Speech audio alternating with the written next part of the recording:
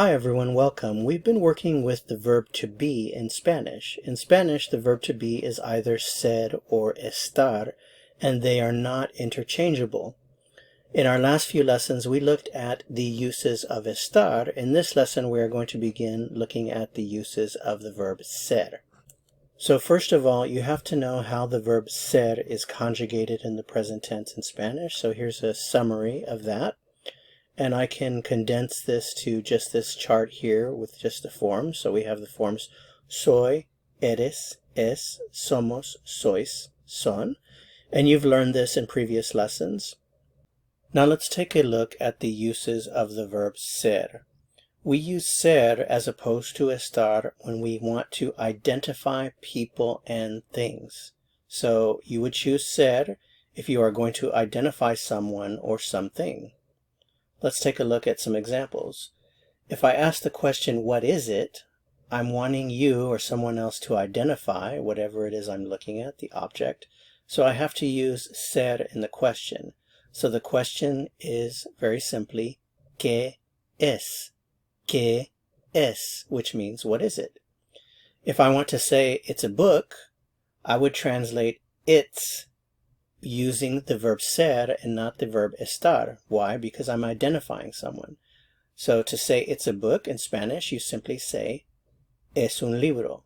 Es un libro. You also have to remember that the word it as a subject pronoun does not exist. It's just understood in the form of the verb. So when you say es, and you're not talking about someone else, if you're talking about an object, then it simply means it is. Es means it is. So it is a book. It's a book. Es un libro. It's a picture. Es una foto. It's a gift. Es un regalo. Now let's look at some examples of using the verb ser to identify people. If I want to ask the question, who is it?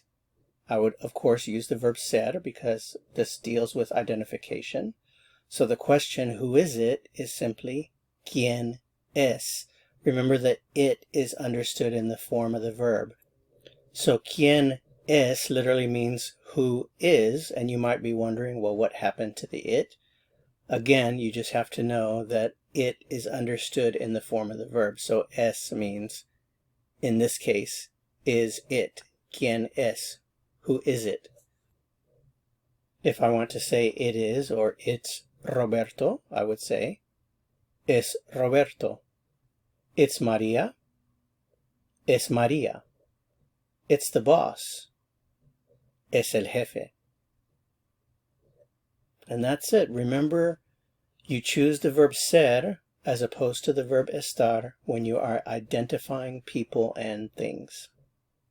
Thanks so much for watching. If you found this helpful, I would appreciate it very much if you'd give it a like. To continue learning Spanish and to continue learning the uses of ser, click on the video that appears here on your screen. See you soon. Hasta pronto.